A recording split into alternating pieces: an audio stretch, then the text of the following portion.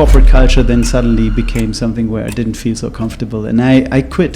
In this video, we're unraveling a David and Goliath story in a $5 billion market. Discover how one CEO's bold vision sparked a revolution. Why on earth we talk about digitalization in the year 2023?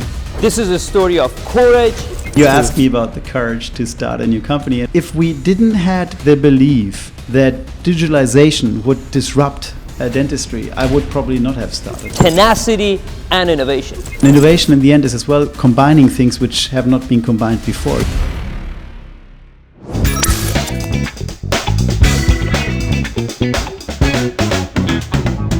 All right, we're at SprintRay headquarters in Los Angeles, and today I had the pleasure of sitting with the founder and CEO of TRI Implant. Tell me about yourself. Let's get it started. How did you start?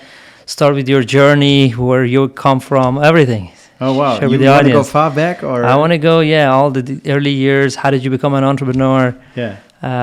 Let's get it started. All right. Okay. So very far back, my father was actually a medical doctor, and I wanted to study medicine. But then 1 month before starting my medical studies, I actually got panic, and I thought I'm stuck in one city if I studied medicine, and I studied business. And after business studies, like 4 years later, I said, holy shit, what I do now with my business studies. As first, actually, the real true first job was actually starting a company after my studies in London in the new economy age.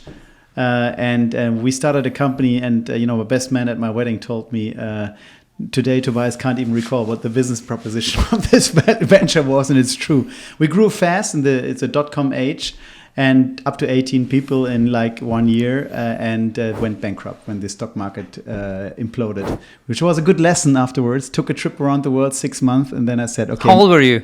Oh, that was 25. 25, yeah. Amazing. And so and then I said medicine. Medicine. I said I need something serious to be grounded and not do some funky startup stuff. And I went and I checked who is the world leader in each of the sectors, and I liked medicine, as the dentistry, so much because it's a nice blend between cosmetics and aesthetics and well-being, but at the same time serious medicine. And this combination I liked a lot, and that's why I decided to join or apply at Straumann, and I started. So you joined Straumann as the first real job, basically, to get into Straumann medicine. in Switzerland, in the headquarter. At that time, Straumann had a revenue of, 150 million or 200 million. And I was a product manager for the prosthetics department, so the Synocta, and these are real prosthetics. It was just a very slow-moving environment, and I felt that, I need an environment where I can be more pragmatic, where I can actually put ideas into action.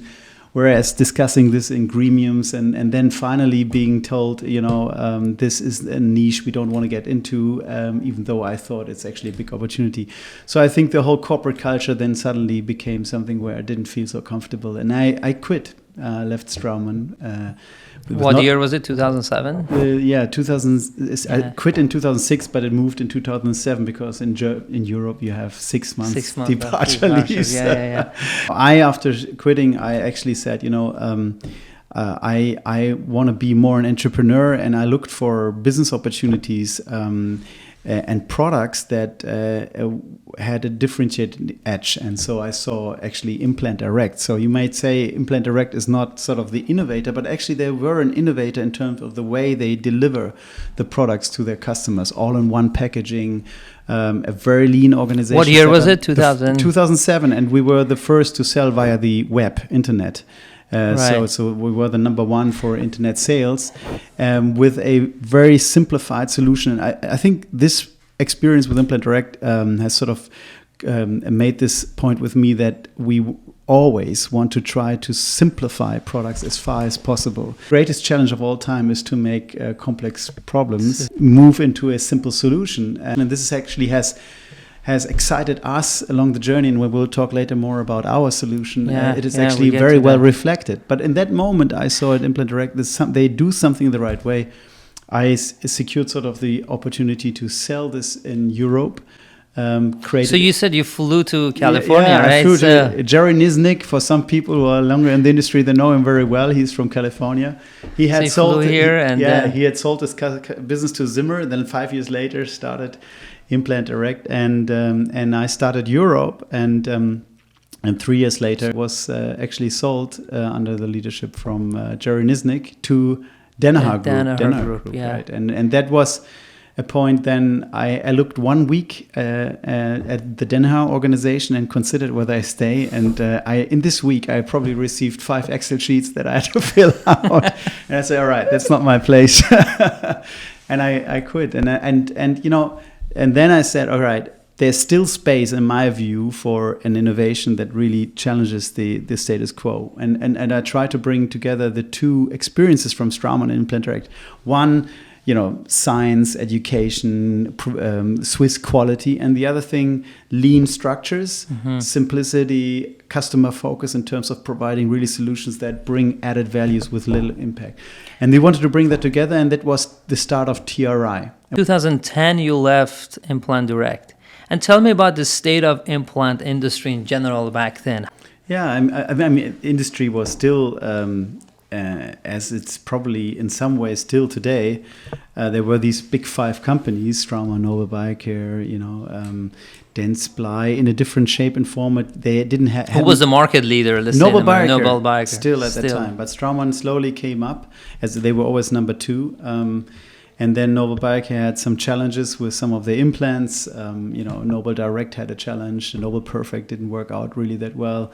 And many key opinion leaders left ship actually at that time. And that was I think Straumann didn't become so much market leader at that place at that time because of their own strength, but actually more of the weakness of the others. No, but you asked me about the courage to start a new company. If we didn't had the belief that digitalization would disrupt dentistry, I would probably not have started. But we had the belief of saying, you know, like, there is something coming in the next 10 to 20 years that's going to challenge the status quo. We didn't know at the time exactly, you know, how we would tackle it, but we ventured out. What's always interesting to me, those decision-making process. One day you decide to quit. Did you know that you're going to start a company, then quit? You're not. You were like, I'm done with this. I want to go figure it out. Tell me about those moments, those decisions. Yeah, you know, first of all, about there's a nice analogy from entrepreneurs about starting a company, and it's a little bit like a parachute jump, you know. So you're preparing and you're thinking about it, but you don't go. But you don't go, right? And you're afraid to jump, and you know exactly what to do. You have the whole experience package, and everything is there, but for some reason you don't jump because you're afraid of this. To go out of uncertainty. I think that's out of the comfort zone, right? That's the classic thing. And I think that's a nice thing, because when you jump, and that's the nice analogy about parachuting, is you don't think anymore about the jump. You think about that you do the right stuff. And it's exactly like entrepreneurship. You go running, and there comes a fence, there comes a lake, there comes a bush, there comes a water. And you got to navigate your way and survive. You know, it becomes a game of survival. Exactly. Yeah. You build a ladder, you swim, you whatever. You quit Implant Direct. At the time, did you know you were going to start TRI, or? I had sort of had it in the back of my mind. So you said, I'm going to start a company, and not just any company, implant company. Yeah, we were a little bit on the shoulders of giants, looking down and saying, like, what does work, right? And innovation in the end is as well combining things which have not been combined before. You don't always have to have this brilliant outstanding idea. So just coming back to the point of entrepreneurship and starting something, I think what's key is, you know, because everybody wants to be an entrepreneur, etc. I think is you have to do it for the right reasons. That's the thing, you know. If you do it for becoming rich and wanting money, I think it's the wrong reason, right? No. But if you do it because you're excited about a product idea and the ability to change something in industry, that's something valid. You mentioned that at the beginning it was harder than what you thought. I met my wife 2 weeks after starting TRI. So I always say she's a little bit my co-founder.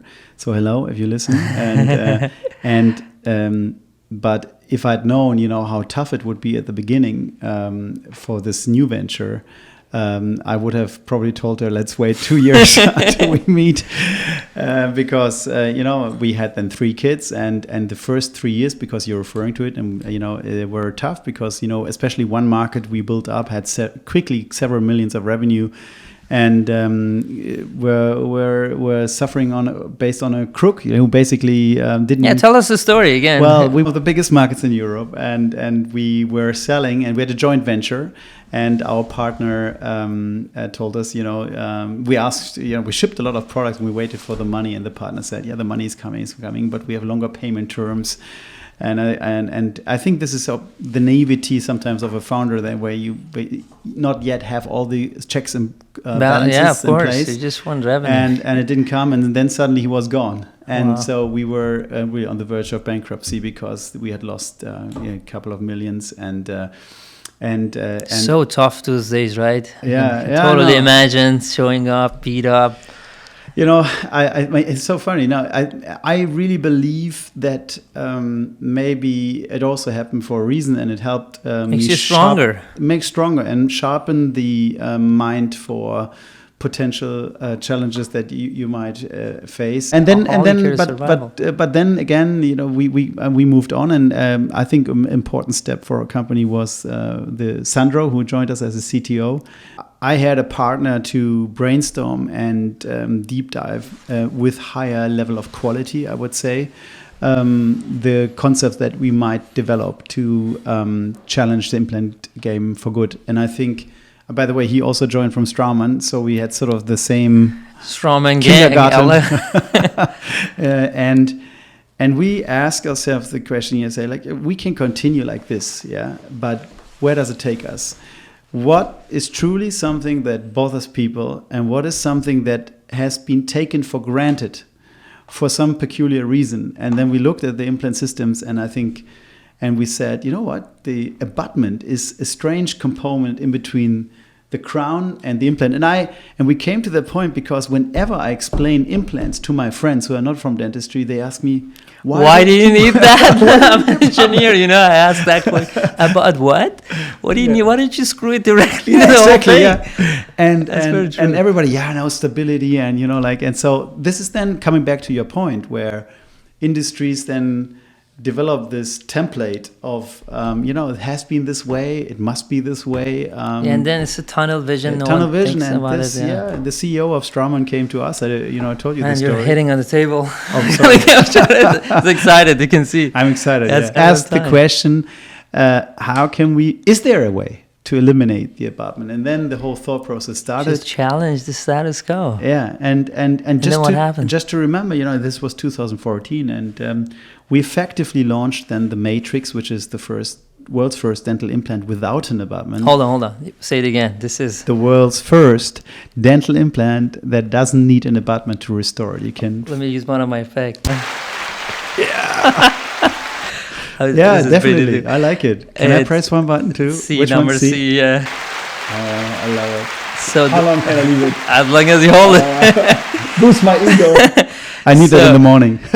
The world's first implant without abutment. Yeah. And then you... And this was 2020 that we got the CE. You launched it, CE. Then we made 1 year a KOL study. And then in 2021 we launched. So 2014 until 2021 shows you how long the thought process was and the experimenting. And because it sounds simple to not have an abutment but to solve it engineering wise. This was a long process until we then finally had the patents set up and were able to launch in 2021.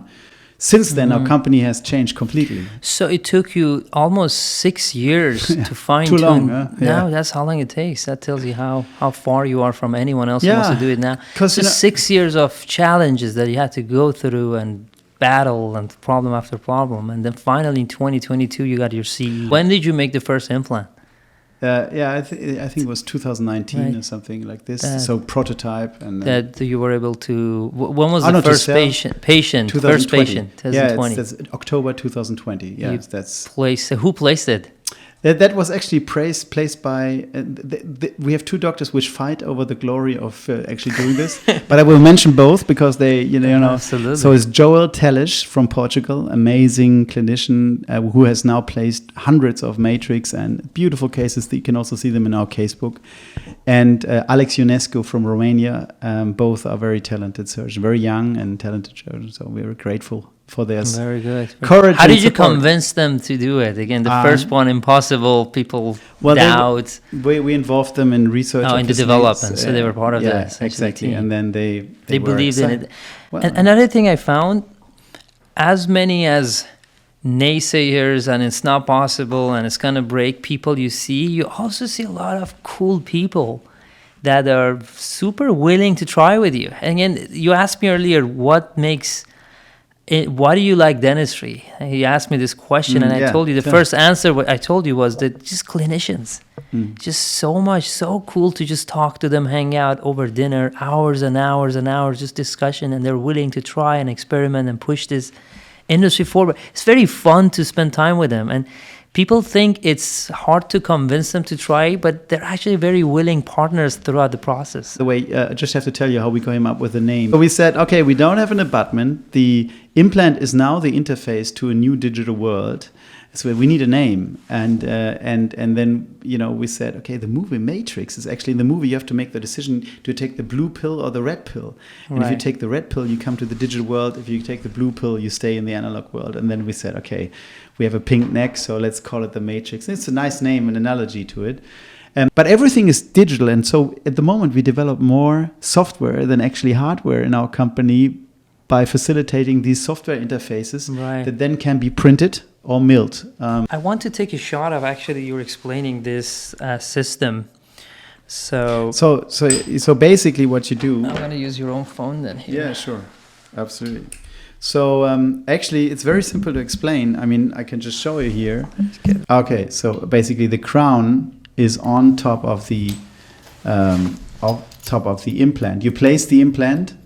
I mean, the first step is actually that you place the implant, then you make a scan, or scan with a scanner, and then you design a crown, and then you print the crown on a sprint ray printer, and you insert it in 1 hour. So you place the implant, you scan it, you design it, you print it, and you insert the crown in 1 hour. And as you don't have an abutment and you don't have any cement involved anymore, everything is screw retained, you suddenly have a workflow that's dramatically fast and probably is the fastest and simplest implant smile that you can create in 1 hour. And anyone can recommend that video that shows the strength. It's on YouTube, right? Yeah, and it's live weight testing.